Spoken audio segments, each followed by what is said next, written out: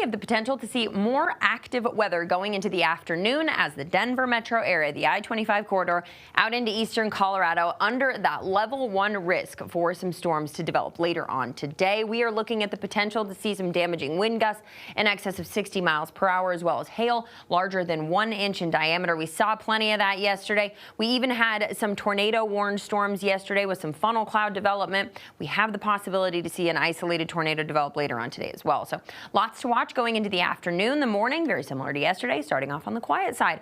All that activity wrapped up early on this morning out into eastern Colorado as we then set the stage for another active afternoon. We'll see mountain showers and storms develop around 11 or 12 o'clock, moving down toward the lower elevations between about 1 and 3. We'll look at some rain showers starting to track down into the lower elevations across the I-25 corridor into the Denver metro area and then moving out into eastern Colorado.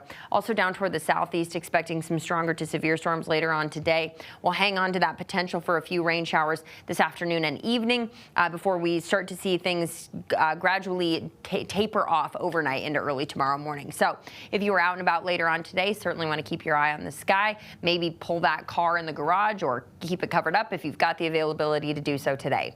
Temperatures getting into the low 80s here in the Denver area, 83 degrees at the airport, 85 into Greeley. We've got more mid 80s out into eastern Colorado. Things in the high country warming up again this afternoon into the 70s and 80s and then 90s as you head west from Glenwood Springs into Grand Junction this afternoon. Tonight we'll cool down into the 50s. We'll have that storm chance early on and then partly cloudy sky. Tomorrow the day is going to start quiet and then the afternoon comes with the potential to see a little more stormy weather for us. As far as that threat for severe weather tomorrow out into eastern Colorado, the eastern plains covered under that threat. At this point, the Denver metro area is not under that risk for severe weather.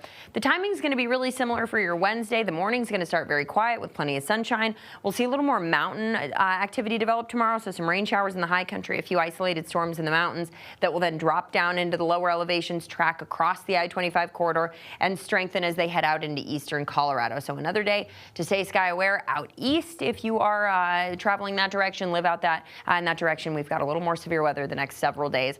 Temperatures will be in the low to mid 80s. By Thursday, we start to dry up a little bit. Then we warm up in a big way. We are headed for highs in the upper 80s, low 90s that carry us into the weekend. So after a couple of active days here, we've got a big heat wave coming through with much drier weather to carry us through the weekend.